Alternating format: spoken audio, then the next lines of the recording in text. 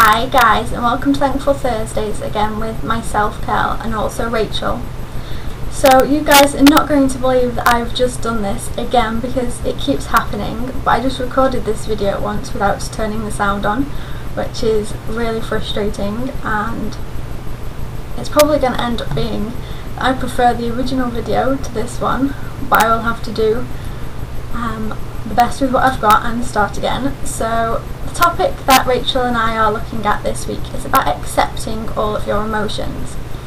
Now I think that this is quite a good topic to be looking at the moment. This is something that I've had to remind myself of quite recently. So I think that generally you'll find when you look at emotions is that people classify emotions as good emotions and bad emotions. And I've actually seen this in practice in a course that I did not so long ago. And so if you're asked to, in 2 columns, write a list of emotions, good and bad, and if you want to do this, just pause this video and go and do that, you'll find that generally people in the bad column write emotions like anger and guilt, and in the good emotions they write things like happiness, excitement, and most people would say yes, that's right. But something that I've learned through the course of my own therapy is not to look at emotions like they're good or bad. There's no such thing as a bad emotion. Emotions just are a state, you're not in control of it, so emotions just are. So when you stop looking at emotions as bad, that can help you to start to accept your emotions, because the reason you were repressing your emotions is because you thought they were bad. And it is quite true to say that, at least in my experience, most of us with eating disorders find ourselves ill because we are repressing some bad emotions or some bad feelings or experiences, something that we're not verbalizing because we think it's bad. And so if you can start to look at emotions as just a bundle of emotions, not as good and not as bad, then that's a really good place to start, because as we all know, suppressing emotions has caused our eating disorders, or in other people it might have caused other forms of addiction or physical illness like fatigue or migraine. Because if an emotion isn't expressed and it's pushed down inside of us, it's still there and it will find some sort of way to the surface.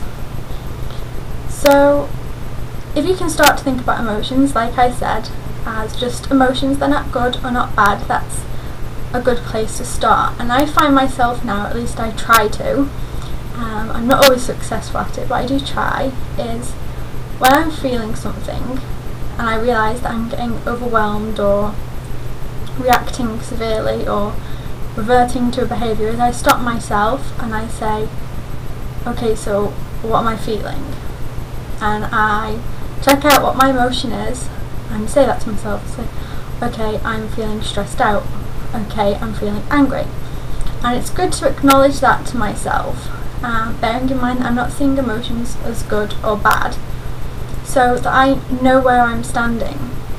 I know what I'm feeling, I know what's going on, and that helps me feel a little bit more in control, because I can say, well, okay, I know that when I was unhealthy, when I had an eating disorder and I felt anxious, that made my eating disorder behaviours worse. I feel anxious right now. It's okay to feel anxious. It's not bad to feel anxious. I feel anxious. From there, something that really helps me is to understand why I'm feeling what I'm feeling, what's causing my emotion, if anything is causing the emotion.